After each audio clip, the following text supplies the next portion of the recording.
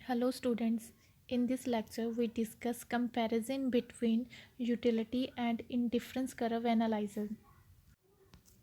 First we discuss similarities between indifference curve and utility analysis. First point is subjective. Both the analyses are subjective. Utility analysis and indifference curve ਜਿਹੜਾ the concept ਆ ਦੋਨੋਂ ਕੀ ਆ subjective ਆ according to both the analysis ਕਿ consumer ਦੇ behaviour ਨੂੰ study ਕਰਨ ਦੇ ਲਈ ਕਿ ਇੱਕ ਕੰਜ਼ਿਊਮਰ ਨੂੰ ਕਿਸੇ ਗੁੱਡ ਨੂੰ ਕੰਜ਼ਿਊਮ ਕਰਕੇ ਉਸ ਤੋਂ ਕਿੰਨੀ ਯੂਟਿਲਿਟੀ ਜਾਂ ਸੈਟਿਸਫੈਕਸ਼ਨ ਮਿਲਦੀ ਹੈ ਕਿਸੇ ਗੁੱਡ ਦੇ ਕੰਜ਼ੰਪਸ਼ਨ ਨਾਲ, ਤਾਂ ਹੀ ਅਸੀਂ ਕੰਜ਼ਿਊਮਰ ਦੇ ਬਿਹੇਵੀਅਰ ਨੂੰ ਸਟੱਡੀ ਕਰ ਸਕਦੇ ਹਾਂ।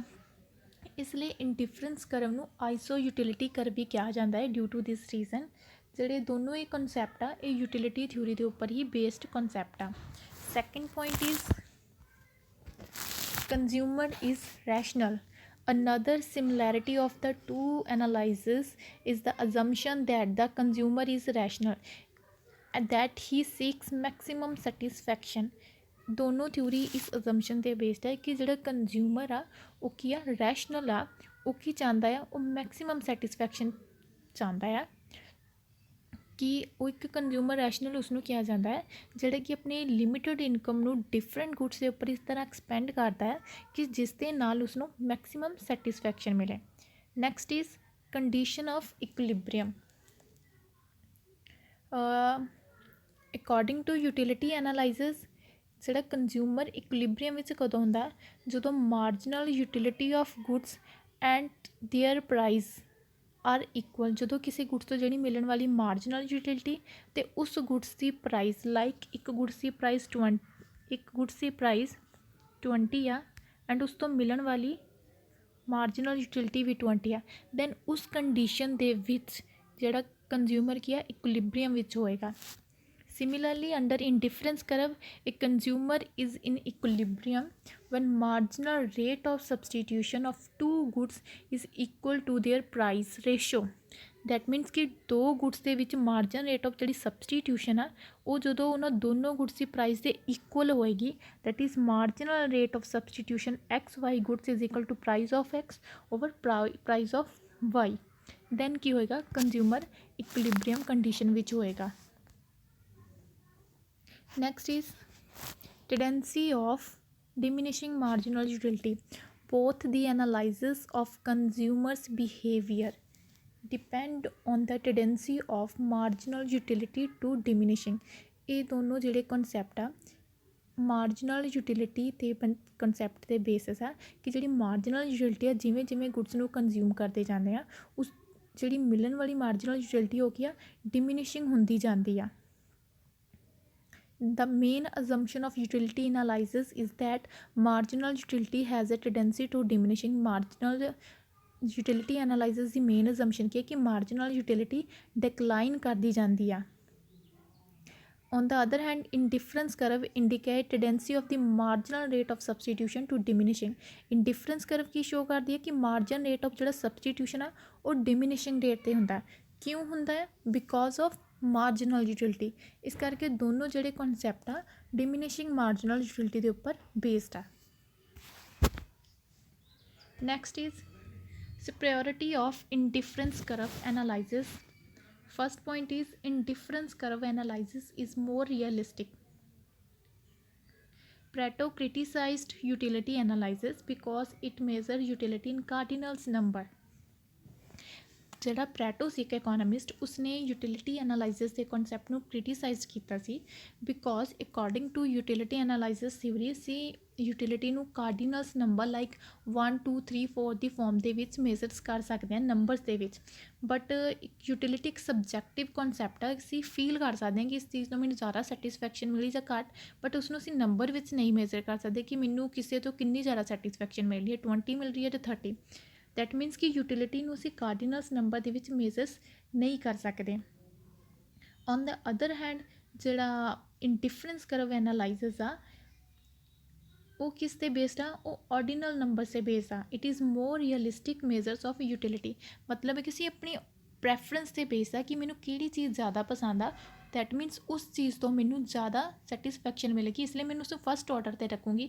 लाइक टी एंड कॉफ़ी है, अगर मैनू कॉफ़ी पसंद है, मेरी फस्ट प्रैफरेंस ऑर्डर की होएगा that is coffee, and second की होएगा टी। दैट मीनस कि कॉफ़ी तो मैनू सैटिस्फैक्शन ज़्यादा मिलेगी एंड टी तो घट। Next is free from the defect of independent commodity. According to Edgeworth, utility analysis एक ਅਜ਼ੰਪਸ਼ਨ 'ਤੇ ਬੇਸ ਸੀ ਕਿ ਕੰਜ਼ਿਊਮਰ ਦੀ ਇੱਕ ਯੂਟਿਲਿਟੀ, ਇੱਕ ਗੁੱਡਸ ਤੋਂ ਜਿਹੜੀ ਯੂਟਿਲਿਟੀ ਮਿਲਦੀ ਆ ਉਹ ਦੂਸਰੀ ਗੁੱਡਸ ਤੋਂ ਮਿਲਣ ਵਾਲੀ ਯੂਟਿਲਿਟੀ ਤੋਂ ਇੰਡੀਪੈਂਡੈਂਟ ਹੁੰਦੀ ਹੈ, ਮਤਲਬ ਕਿ ਦੋਨਾਂ ਦੇ ਇੱਕ ਦੂਸਰੇ 'ਤੇ ਕੋਈ ਇਫੈਕਟ ਨਹੀਂ ਪੈਂਦਾ। ਕੰਜ਼ਿਊਮਰ ਦੈਟ ਮੀਨਸ ਕਿ consumer buy a single commodity at a time and its utility is not affected by the utility of other commodity. That means ਕਿ ਕੰਜ਼ਿਊਮਰ ਇੱਕ ਟਾਈਮ ਵੀ ਸਿਰਫ ਇੱਕ ਹੀ ਗੁੱਡਸ ਕੰਜ਼ਿਊਮ ਜਾਂ ਪਰਚੇਜ਼ ਕਰਦਾ ਅਤੇ ਦੂਸਰੀ ਗੁੱਡਸ ਦੀ ਯੂਟਿਲਿਟੀ ਦਾ ਉਸ ਦੇ ਉੱਪਰ ਕੋਈ ਇਫੈਕਟ ਨਹੀਂ ਪੈਂਦਾ। ਬਟ ਦਿਸ ਅਜ਼ੰਪਸ਼ਨ ਇਹ ਅਜ਼ੰਪਸ਼ਨ ਜਿਹੜੀ ਕੰਪਲੀਮੈਂਟਰੀ ਗੁੱਡਸ ਅਤੇ ਸਬਸਟੀਟਿਊਟਸ ਗੁੱਡਸ 'ਤੇ ਸਟੱਡੀ ਕਰ ਉਹਨਾਂ ਦੇ ਅੰਡਰ ਸਟੱਡੀ ਕਰਨ ਦੇ ਲਈ ਇਹ ਸਹੀ ਨਹੀਂ ਹੈਗੀ। ਉਸ ਦੇ ਵਿੱਚ ਇਹ ਅਜ਼ੰਪਸ਼ਨ ਰੀਅਲਿਸਟਿਕ ਨਹੀਂ ਹੈਗੀ। ਐਕਚੁਅਲ ਲਾਈਫ ਦੇ ਵਿੱਚ ਕੰਜ਼ਿਊਮਰ ਜਿਹੜੀ ਕੰਜ਼ਿਊਮਰ ਦੀ ਇੱਕ ਗੁੱਡਸ ਤੋਂ ਜਿਹੜੀ ਯੂਟਿਲਿਟੀ ਮਿਲਦੀ ਆ ਉਸਨੂੰ ਦੂਸਰੀ ਗੁੱਡਸ ਤੋਂ ਮਿਲਣ ਵਾਲੀ ਯੂਟਿਲਿਟੀ ਇੱਕ ਦੂਸਰੇ ਨੂੰ ਇਨਫਲੂਐਂਸਡ ਕਰਦੇ ਆ, ਠੀਕ ਹੈ, ਇਫੈਕਟ ਪੈਂਦਾ ਉਹਨਾਂ ਦਾ। Next is free from unrealistic assumption of constant marginal utility of money. Marginal utility analysis ਕਿਸ ਚੀਜ਼ 'ਤੇ ਬੇਸ ਸੀ? ਜਿਹੜੀ ਮਾਰਜਨਲ ਯੂਟਿਲਿਟੀ ਐਨਾਲਾਈਜ਼ਸ ਦਾ ਕਨਸੈਪਟ ਦਿੱਤਾ ਸੀ ਉਹ ਇਸ ਅਜ਼ੰਪਸ਼ਨਸ 'ਤੇ ਬੇਸ ਸੀ ਕਿ ਜਿਹੜੀ ਮਾਰਜਨਲ ਯੂਟਿਲਿਟੀ ਆਫ ਮਨੀ ਆ ਉਹ ਕਾਂਸਟੈਂਟ ਰਹਿੰਦੀ ਆ, but in real life marginal utility of money never remain constant. That means ਕਿ ਐਕਚੁਅਲ ਲਾਈਫ ਦੇ ਵਿੱਚ ਜਿਹੜੀ ਮਨੀ ਦੀ ਮਾਰਜਨਲ ਯੂਟਿਲਿਟੀ ਆ ਉਹ ਕਾਂਸਟੈਂਟ ਨਹੀਂ ਹੁੰਦੀ। Indifference curve analysis is free from this unrealistic assumption of utility analysis. There is no need of this assumption at all under indifference curve analysis. Indifference curve analysis ਦੇ ਵਿੱਚ ਇਹ ਅਜ਼ਿਊਮ ਨਹੀਂ ਕੀਤਾ ਜਾਂਦਾ ਕਿ ਜਿਹੜੀ ਮਨੀ ਦੀ ਮਾਰਜਨਲ ਯੂਟਿਲਿਟੀ ਆ ਉਹ ਕੀ ਆ, ਕੌਨਸਟੈਂਟ ਆ। ਇੰਡਿਫਰੈਂਸ ਕਰਵ ਇਸ ਤਰ੍ਹਾਂ ਦੀ ਅਜ਼ੰਪਸ਼ਨ ਤੋਂ ਫਰੀ ਆ ਕਿ ਇਸ ਤਰ੍ਹਾਂ ਦੀਆਂ ਅਨਰੀਅਲਿਸਟਿਕ ਅਜ਼ੰਪਸ਼ਨਸ ਉਸ ਵਿੱਚ ਨਹੀਂ ਅਜ਼ਿਊਮ ਕੀਤੇ ਆ। Next is based on less assumptions. Superiority of indifference curve analysis stands established because of the fact that despite having less consumption than utilities make an extensive study of the theory of demand. Utility ਜਿਹੜੀ ਇੰਡਿਫਰੈਂਸ curve analysis ਆ ਉਹ ਬਹੁਤ ਹੀ ਘੱਟ ਅਜ਼ੰਪਸ਼ਨਸ ਦੇ ਉੱਪਰ based ਆ, ਜਦ ਕਿ ਜਿਹੜੀ ਯੂਟਿਲਿਟੀ ਐਨਾਲਾਈਸਿਸ ਦਾ ਕਨਸੈਪਟ ਸੀ ਉਹ ਬਹੁਤ ਸਾਰੀਆਂ ਅਨਰੀਅਲਿਸਟਿਕ ਅਜ਼ੰਪਸ਼ਨਸ ਦੇ ਉੱਪਰ ਬੇਸਡ ਸੀ।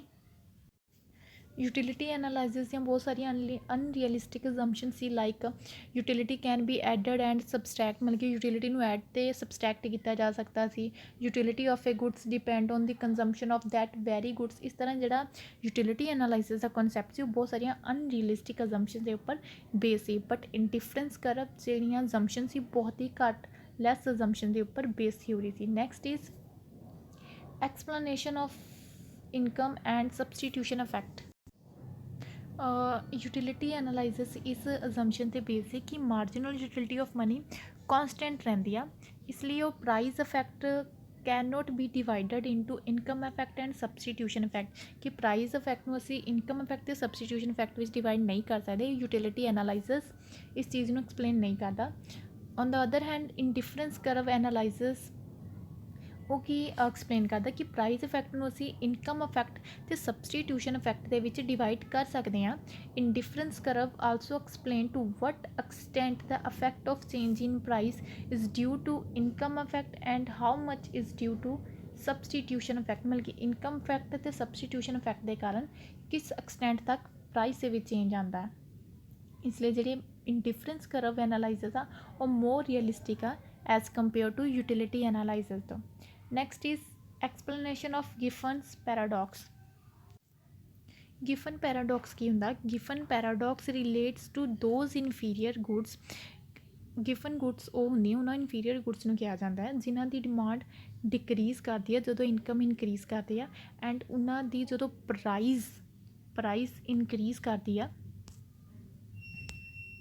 ਅਤੇ ਉਹਨਾਂ ਦੀ ਜਦੋਂ ਪ੍ਰਾਈਸ ਇਨਕਰੀਜ਼ ਕਰਦੀ ਉਹਨਾਂ ਦੀ ਡਿਮਾਂਡ ਵੀ ਇਨਕਰੀਜ਼ ਕਰਦੀ ਆ, ਕਿਉਂਕਿ ਇਹਦੇ ਨਾਲ ਕੀ ਹੁੰਦਾ ਕਿ ਕੰਜ਼ਿਊਮਰ ਦੀ ਜਦੋਂ ਪ੍ਰਾਈਸ ਇਨਕਰੀਜ਼ ਕਰਦੀ ਕੰਜ਼ਿਊਮਰ ਦੀ ਇਨਕਮ ਫੋਲ ਹੋ ਜਾਂਦੀ ਆ। ਇਨਕਮ ਫੋਲ ਹੋਣ ਦੇ ਕਾਰਨ ਗਿਫਨ ਗੁੱਡਸ ਦੀਆਂ ਡਿਮਾਂਡ ਇਨਕਰੀਜ਼ ਕਰ ਜਾਂਦੀ ਆ। ਇਸ ਕਾਰਨ ਗਿਫਨ ਗੁੱਡਸ ਦਾ ਜਿਹੜਾ ਡਿਮਾਂਡ ਕਰਵ ਆ ਉਹ ਕੀ ਹੁੰਦਾ, ਅਪਵਰਡ ਸਲੋਪਿੰਗ ਹੁੰਦਾ ਆ।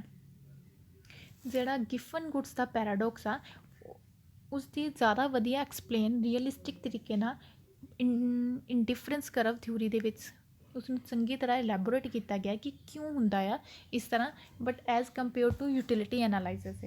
Next is helpful in the estimation of welfare. Indifference curve analysis ਦੇ ਥਰੂ ਅਸੀਂ ਇਹ ਐਸਟੀਮੇਟ ਕਰ ਸਕਦੇ ਹਾਂ ਕਿ ਵੈਲਫੇਅਰ ਕਿੰਨਾ ਹੋਇਆ। ਸਪੋਜ਼ ਕਿ ਪ੍ਰਾਈਸ ਦੇ ਚੇਂਜ ਹੋਣ ਦੇ ਕਾਰਨ ਅਗਰ ਕੰਜ਼ਿਊਮਰ ਮੂਵ ਕਰਦਾ ਆ ਹਾਇਰ ਇੰਡੀਫਰੈਂਸ ਕਰਵ, ਦੈਟ ਮੀਨਸ ਕਿ increase in his welfare. That means ਕਿ ਅਗਰ ਪ੍ਰਾਈਸ ਚੇਂਜ ਹੋਣ ਨਾਲ ਹਾਇਰ ਇੰਡੀਫਰੈਂਸ ਕਰਵ ਮੂਵ ਕਰਦਾ, ਉਹਦੇ ਨਾਲ ਮਤਲਬ ਉਹਦਾ ਵੈਲਫੇਅਰ ਇਨਕਰੀਜ਼ ਹੋਇਆ। ਅਗਰ ਪ੍ਰਾਈਸ ਦੇ ਚੇਂਜ ਹੋਣ ਦੇ ਨਾਲ ਉਹ ਡਾਊਨਵਰਡ ਇੰਡੀਫਰੈਂਸ ਕਰਵ ਮੂਵ ਕਰਦਾ, ਦੈਟ ਮੀਨਸ ਕਿ ਉਸਦੇ ਵੈਲਫੇਅਰ ਵਿੱਚ ਡਿਕਰੀਜ਼ ਆਇਆ। Next is more realistic foundation. The basis of utility analysis is the law of diminishing marginal utility. ਜਿਹੜਾ utility analysis theory ਸੀ ਉਹ ਕਿ law of diminishing marginal utility ਉੱਪਰ base C. And ਬਹੁਤ ਸਾਰੀਆਂ ਅਨਰੀਅਲਿਸਟਿਕ ਅਜ਼ੰਪਸ਼ਨ ਲਾਈਕ ਕਾਰਡੀਨਲ ਮੇਜ਼ਰਮੈਂਟਸ ਹੋ ਗਿਆ, ਇਹਨਾਂ ਬਹੁਤ ਸਾਰੀਆਂ marginal utility of money is constant, ਬਹੁਤ ਸਾਰੀਆਂ ਅਨਰੀਅਲਿਸਟਿਕ ਅਜ਼ੰਪਸ਼ਨ ਉੱਤੇ ਬੇਸ ਸੀ।